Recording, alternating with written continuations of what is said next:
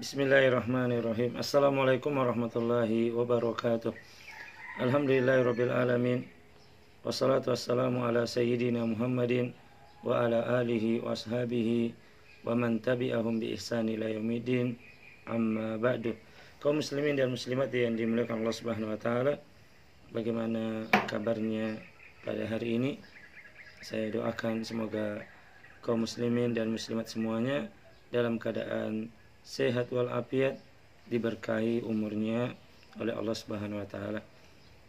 Bertemu kembali dengan saya Abu Abdullah Harmin, dan alhamdulillah pada kesempatan kali ini ceramah kita akan membahas tentang zakat fitri.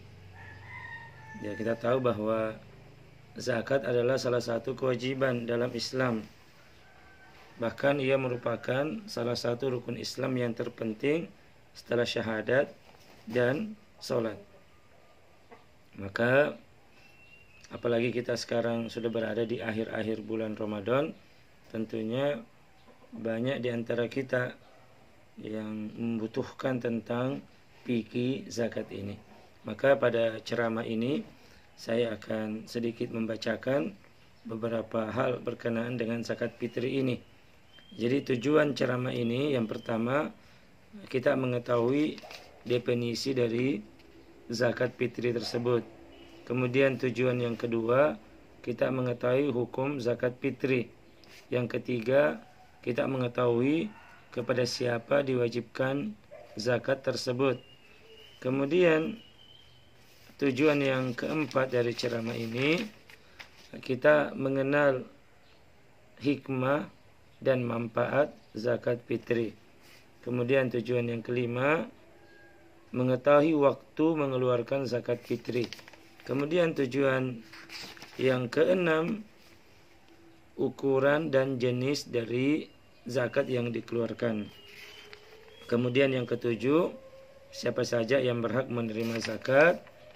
Kemudian yang kedelapan, tempat penyaluran zakat fitri. Jadi ini 8 tujuan yang akan kita sampaikan pada ceramah kali ini. Tujuan yang pertama, kaum muslimin dan muslimat yang dimuliakan Allah Subhanahu wa taala, tentang definisi zakat fitri. Apa itu zakat fitri? Jadi zakat secara bahasa sering dikatakan berkembang, bertambah, suci, berkah. Sedangkan fitri artinya berbuka. Jadi jika zakat ini digabungkan artinya, maka zakat maknanya adalah zakat yang ditunaikan seorang muslim untuk dirinya atau orang lain pada akhir bulan Ramadan, saat orang-orang yang berpuasa telah berbuka dan selesai dari ibadah puasanya, maka dinamakan zakat fitri. Karena orang yang berpuasa selesai berpuasa.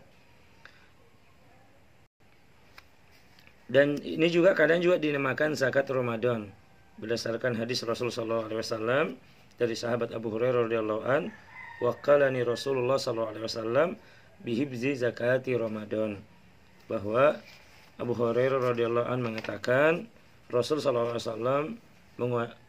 menugasi saya untuk menjaga zakat Ramadan.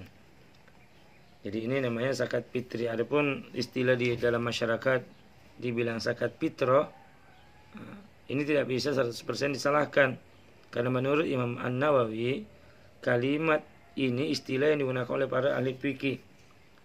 Istilah zakat fitrah diambil dari kata fitrah yang bermakna al-khalqu, ciptaan. Allah Subhanahu wa taala berfirman, fitratallahi allati fataran nasa 'alaiha. Tetaplah fitrah Allah yang telah menciptakan manusia menurut fitrah tersebut. Jadi namanya zakat fitri. Tapi ada juga yang mengatakan zakat fitrah. Ini definisi dari pertama zakat fitri. Kemudian yang kedua, apa hukum dari zakat fitri ini?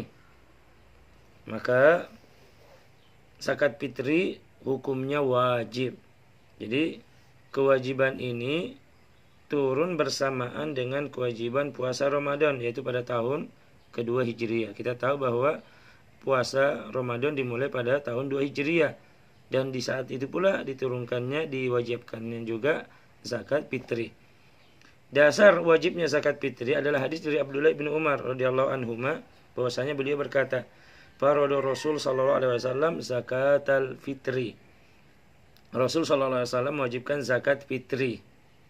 So'an min tamrin, satu sok dari kurma, aw so'an min syairin, satu sok dari gandum, alal abdi wal hurri, baik bagi orang budak maupun orang yang merdeka, wadzakari wal unsa, laki-laki maupun perempuan, wassagiri wal kabir, anak kecil maupun besar, minal muslimin, dari kaum muslimin. Maka Al-Imam bin Munsir mengatakan, beliau berkata bahwa ijma' para ulama telah sepakat zakat fitri hukumnya wajib. Nah, kemudian yang ketiga, itu tadi tentang hukumnya, itu hukumnya wajib. Kepada siapa diwajibkan? Ya, siapa saja yang wajib untuk membayar zakat fitri ini. Maka berdasarkan hadis dari Ibnu Umar yang tadi kita bacakan, maka wajib bagi seluruh kaum muslimin. Dan yang penting dia Islam, baik dia orang yang merdeka, budak, laki-laki, wanita, anak kecil maupun orang dewasa, untuk menunaikan zakat fitri. Berdasarkan hadis Ibnu Umar radhiyallahu anhu di atas. Jadi apa kata Al-Imam Ibnu Qudamah rahimahullah, beliau mengatakan kesimpulannya bahwa zakat fitri wajib bagi setiap muslim, baik anak kecil, dewasa, laki-laki maupun wanita, menurut mayoritas ahlul ilmi. Dan zakat fitri juga wajib bagi anak yatim. Hendaknya wali anak tersebut mengeluarkan zakat dari harta anak yatim tersebut, juga bagi seorang budak. Adapun orang kafir tidak wajib bayar zakat fitri, dan ia tidak sah bila membayarnya. Kenapa? Karena Allah Subhanahu wa taala berfirman, "Wa ma mana'uhum an tuqbala minhum nafaqatuhum illa annahum kafaru billahi wa bi rasulih." Tidak ada yang menghalangi mereka untuk diterima dari mereka nafkah-nafkah mereka, melainkan mereka kafir kepada Allah dan Rasulnya. Nah, kemudian permasalahan, apakah ada zakat fitri bagi janin? Misalnya ada orang yang lagi hamil, sudah umur 4 bulan, apakah bayi yang ada dalam kandungan juga dizakat fitrikan?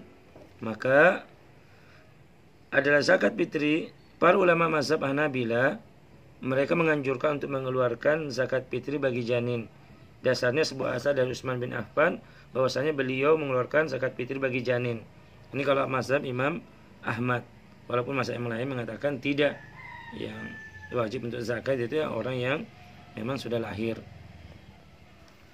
Kemudian yang kedua, syarat yang diwajibkan untuk membayar zakat, yang pertama tadi dia muslim, yang kedua mampu dan mempunyai kecukupan. Jadi zakat fitri ini tidak wajib, melainkan bagi orang yang mempunyai kecukupan lebih dari 1 sok untuk hari raya dan malamnya, lebih dari cukup untuk memenuhi makanan pokoknya, makanan pokok keluarganya, dan kebutuhan asasi yang lainnya. Jadi ketika dia mungkin misalnya punya makanan untuk hari raya dan malamnya, maka wajib dia untuk membayar zakat. Misalnya dia punya beras 3 kilo lebih, atau maka dia wajib, setelah dia membayar zakat dia masih punya beras 3 kilo, maka wajib dia untuk membayar zakat. Saat bagaimana kalau tidak punya beras di rumah, pasti tidak punya beras, tapi banyak uang di bank atau banyak uangnya, ya dia beli. Maksudnya dia memang tidak punya uang, kemudian tidak punya beras, kecuali hanya 3 kilo dalam sehari semalam. Ketika dia sudah bayar zakat fitrah, maka dia wajib membayar. Tapi ketika dia sudah bayar zakat fitrah, dia tidak punya uang untuk beli, kemudian hanya sisa 1 kilo bagi orang tersebut, nah dia tidak wajib untuk membayar zakat fitrah ini. Kemudian yang ketiga, kepada siapa diwajibkan? Tadi kepada muslim. Kemudian yang kedua mampu mempunyai kecukupan. Yang ketiga mendapati waktu wajibnya zakat fitrah. Kapan waktu wajibnya membayar zakat fitrah? Yaitu saat tenggelamnya matahari pada malam Idul Fitri. Karena zakat fitrah ini disyariatkan pembersih jiwa bagi orang yang puasa. Dan kapan itu terwujud? Apabila ibadah telah sempurna, yaitu saat tenggelamnya matahari akhir dari bulan Ramadan. Maka barang siapa yang masuk Islam setelah matahari tenggelam, atau menikah atau mendapati anak setelah matahari tenggelam, maka tidak wajib membayar zakat fitrah karena tidak mendapati sebab wajibnya zakat fitrah tersebut. Misalnya, siapa masuk Islam setelah matahari tenggelam, menikah atau mendapatkan anak setelah matahari tenggelam, maka tidak wajib membayar zakat fitrah. Misalnya anaknya lahir setelah maghrib, maka tidak wajib anak itu dibayar zakat fitrah tersebut. Atau ada orang meninggal misalnya asar menjelang malam Idul Fitri, dia meninggal asar, maka dia tidak wajib untuk mendapatkan zakat. Dia tidak wajib untuk membayar zakat fitrah. Jadi dia mendapati waktu wajibnya membayar zakat. Dan hal yang harus diperhatikan, seorang insan wajib mengeluarkan zakat fitrah untuk dirinya sendiri dan untuk orang-orang yang wajib diberi nafkah seperti istri dan anak-anaknya. Bila istri dan anak-anaknya tidak mampu membayar, apabila mereka membayar sendiri, maka kewajiban tetap pada pundak mereka. Jadi misalnya ada seorang yang sudah kerja, tapi dia orang yang belum nikah, dia sudah kerja, kemudian dibolehkan dia membayar zakatnya sendiri. Maksudnya dari uangnya sendiri, mungkin dia serahkan kepada bapak dan mamanya untuk membayar zakat, untuk menunaikan zakat. Tetapi lebih utama bahwa dari uangnya sendiri. Nah, kemudian kita masuk kepada tujuan yang keempat pembahasan ini, hikmah dan manfaat zakat fitri. Apa sih hikmah dan manfaat zakat fitri ini? Maka tidak ragu lagi bahwa menunaikan zakat fitri mengandung hikmah yang sangat banyak. Di antara hikmah yang paling penting dan menonjol, yang pertama, pembersih dosa orang yang puasa. Nah, karena saat kita puasa pasti ada kekurangan. Hingga dengan zakat fitri, kekurangan tersebut dapat terhapus dan menjadi puasa kita sempurna. Alhamdulillah, ini nikmat dari Allah Subhanahu wa taala bahwa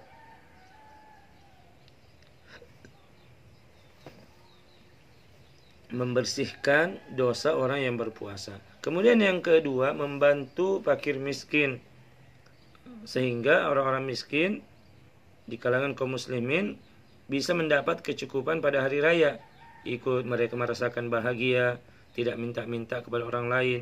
Jadilah harinya hari raya, hari kebahagiaan bagi semua lapisan masyarakat. Lihatlah Islam dengan sosialnya, bahwa dia tidak mau senang sendiri, tapi dia memperhatikan daripada saudara yang lainnya yang kesusahan, sehingga hari itu hari yang gembira. Semua orang tidak ada yang merasa kekurangan makanan pada hari tersebut. Kemudian yang ketiga hikmahnya, solidaritas antar kaum muslimin. Orang yang mampu memberikan hartanya kepada yang tidak mampu, sehingga rasa peduli, solidaritas antar sesama kaum muslimin akan terpupuk dan terjalin dengan baik. Kemudian yang keempat, mendapat pahala dan ganjaran yang besar. Apabila zakat fitri diberikan kepada yang berhak sesuai waktunya, ikhlas karena mengharap wajah Allah Subhanahu wa taala, maka pasti akan mendapatkan pahala dan ganjaran yang besar. Kemudian yang kelima, zakat badan, yaitu manakala Allah Subhanahu wa taala memberi nikmat badan dengan tetap sehat, bertahan hidup selama 1 tahun, maka seluruh manusia dalam hal ini sama. Maka kewajiban mereka cukup memberikan 1 sok saja. Kemudian itu hikmah dan manfaat zakat fitri. Kemudian yang berikutnya yang kelima, tujuan dari ceramah ini, waktu mengeluarkan zakat fitri. Kapan waktu mengeluarkan zakat fitri? Maka waktu mengeluarkan zakat fitri ini ada waktu yang afdol. Yang afdol yaitu sejak malam hari raya hingga sholat Idul Fitri. Berdasarkan hadis Ibnu Umar, dia berkata, anna Nabi sallallahu alaihi wasallam amara bi zakatil fitri qabla hurujin nas ila shalah. Adalah Nabi sallallahu alaihi wasallam memerintahkan agar menunaikan zakat fitrah sebelum keluarnya manusia menuju sholat. Imam bin Utim berkata yaitu sebelum keluarnya manusia menuju sholat id dan setelah sholat subuh. Nah, ini waktu yang paling utama. Sebelum orang keluar sholat, dia sudah mengeluarkan dulu zakatnya baru sholat. Ini. Kemudian ada waktu yang boleh, yaitu satu hari atau 2 hari sebelum hari raya. Ada yang mengatakan 3 hari sebelum hari raya. Dalilnya mana dari Ibnu Umar radhiyallahu an, faradun Nabi sallallahu alaihi wasallam shadaqatul fitri. Nabi sallallahu alaihi wasallam mewajibkan sedekah fitri, wa kanu yu'tuna qoblal fitri bi yaumin aw yaumain, dan mereka menunaikan 1 hari atau 2 hari sebelum hari raya. Jadi ini ada yang mengatakan 1 hari, 2 hari, atau ada yang sampai 3 hari sebelum hari raya. Ini waktu yang boleh. Ini yang paling utama, walaupun ada pendapat lain yang mengatakan tidak apa-apa pertengahan Ramadan atau di awal Ramadan mengeluarkan zakat. Tapi kalau kita berbicara mana yang paling utama dan yang utama, maka sebelum keluar hari raya, atau yang utama 1 hari, 2 hari, atau 3 hari sebelum hari raya tersebut. Ini yang paling baik. Kemudian kaum muslimin yang Allah Subhanahu wa taala, tidak boleh mengeluarkan zakat fitri setelah sholat id. Barang siapa yang bayar zakat fitri setelah sholat id, maka dia berdosa dan tidak terima zakatnya. Ada yang mengatakan tidak terima zakatnya. Kalau misalnya waktunya ada ajak waktu, tapi dia berleha-leha tidak mengeluarkannya. Kecuali ada uzur yang memang dia di satu keadaan dia tidak bisa mengeluarkan, ya semoga Allah mengampuni dosanya. Tapi kalau dia ada ajak di kampung, kemudian dia berleha-leha tidak mengeluarkannya, maka ini berdosa. Nabi SAW, riwayat ini disebutkan oleh Ibnu Abbas radhiyallahu anhu berkata, farada Rasul sallallahu alaihi wasallam zakat al-fitri tuhratan lis-shaimi minal lagwi wal rafasi wa tu'matan lil masakin. Bahwa Rasul sallallahu alaihi wasallam mewajibkan zakat fitrah sebagai pembersih dosa orang yang berpuasa dari perbuatan sia-sia, perkataan kotor, tu'matan lil masakin, memberi makanan bagi orang miskin. Man addaha qabla shalah fahiya zakatun makbulatun. Barang siapa menunaikan sebelum salat, maka dia adalah zakat yang diterima. Wa man addaha ba'da shalah, barang siapa yang menunaikan setelah salat, fahiya shadaqatun minas shadaqat, maka dia adalah sedekah seperti sedekah-sedekah yang lainnya. Bukan berarti maka dari sini walaupun misalnya lambat, ya tetap dia keluarkan zakatnya tersebut. Kemudian kita masuk ke yang berikutnya. Bagaimana ukuran dan jenis daripada zakat yang kita tunaikan? Maka ukuran zakat fitri adalah 1 sok dari Rasul sallallahu alaihi wasallam. Hal ini berdasarkan hadis yang masyhur dari Nabi kita Muhammad sallallahu alaihi wasallam. Di antaranya hadis dari Abu Sa'id Al-Hudri, bahwasanya Abu Sa'id Al-Hudri berkata, "Kunna nuhriju zakat al-fitri." Kami dulu mengeluarkan zakat fitri, so'an min to'am, 1 sok makanan, au so'an min syair, 1 sok dari gandum, au so'an min tamrin, 1 sok dari kurma, au so'an min kittin, 1 sok dari keju, au so'an min zabib, atau 1 sok dari anggur kering. Jadi 1 sok adalah 4 mud. 1 mud, 1 cakupan kedua tangan laki-laki berporakan sedang, jari-jari tidak menggenggam dan juga tidak melebar. Jadi 1 sok seperti ini. Bukan 1 mud seperti ini. Jadi 4 ini itulah 4 mud. 4 mud 1 sok. Adapun ukuran beras ini banyak sudah penelitian. Ada yang mengatakan 2,33 kg, ada yang mengatakan 2,5 2 kilo setengah, ada yang mengatakan 3 kilo. Jadi yang ditetapkan adalah 2 kilo setengah, tapi yang lebih berhati-hati adalah membayar 3 kilo. Jadi 1 sok itu adalah 3 kilo beras. Adapun jenis makanan yang disakatkan, ya adalah makanan pokok yang dimakan oleh orang-orang di negeri tersebut. Contohnya kita di Indonesia adalah makanan pokoknya adalah beras, maka kita mengeluarkan zakat dengan beras. Adapun di Madinah, kenapa disebutkan hal terus? Karena di Madinah ada 5 makanan pokok di waktu tersebut. Apa itu? Gandum, kurma, keju, dan anggur kering. Tapi kalau kita di Indonesia mungkin bagi masyarakat yang banyak memakan beras, maka dia mengeluarkan dengan beras. Bagi yang makan dengan yang lainnya, maka dia keluarkan dengan makanan tersebut. Permasalahan yang timbul, zakat fitri dengan uang. Bolehkah zakat fitri dengan uang? Satu hal yang harus dipahami bahwa mayoritas ulama berpendapat zakat fitri tidak boleh diganti dengan uang. Mazhab Maliki, mazhab Syafi'i, mazhab Hambali. Hanya satu mazhab yang membolehkan, yaitu mazhab Abu Hanifah yang membolehkan dengan uang. Jadi, dan memang ini pendapat diikuti oleh banyak para penulis. Ada beberapa ulama yang membolehkan zakat dengan uang. Ini khilaf di kalangan ulama tentang zakat dengan, kalau kita mau kembali di zaman Nabi SAW, bahwa zakat itu dengan makanan pokok.